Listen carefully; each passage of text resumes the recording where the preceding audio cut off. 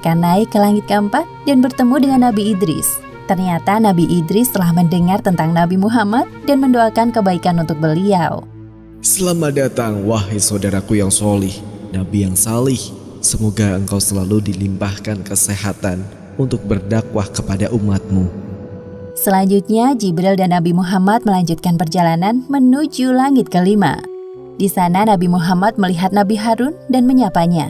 Nabi Harun menyambut beliau dan mengakui kenabian Muhammad. Ketika sampai di langit keenam, Nabi Muhammad melihat sosok Nabi Musa. Nabi Musa membalas salam dan mengakui kenabian beliau. Namun tiba-tiba Nabi Musa menangis. Jibril yang penasaran bertanya kepadanya, "Wahai Musa, mengapa engkau menangis?" Aku menangis karena ternyata ada nabi yang diutus setelahku, tapi umatnya lebih banyak yang masuk surga dibandingkan umatku. Setelah berpamitan dengan Nabi Musa, Jibril mengajak Nabi Muhammad untuk naik ke langit ketujuh. Di sana mereka bertemu dengan Nabi Ibrahim. "Ya Rasulullah, ini adalah Nabi Ibrahim, bapak para nabi." "Selamat datang wahai cucuku yang saleh, senang sekali berjumpa denganmu. Wahai Muhammad, sampaikan kepada umatmu salam dariku. Katakan kepada mereka bahwa surga itu nyata. Tanahnya subur, ada beraneka ragam tanaman tersedia untuk memanjakan mata dan lidah mereka.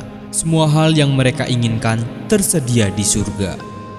Di langit ketujuh inilah Nabi Muhammad diperlihatkan surga. Beliau masuk ke dalamnya dan tidak berhenti untuk bertasbih memuji kebesaran Allah Subhanahu wa Ta'ala. Subhanallah, Maha Suci Allah. Seusai berkeliling surga, tibalah saatnya bagi Nabi Muhammad untuk naik ke Sidratul Muntaha.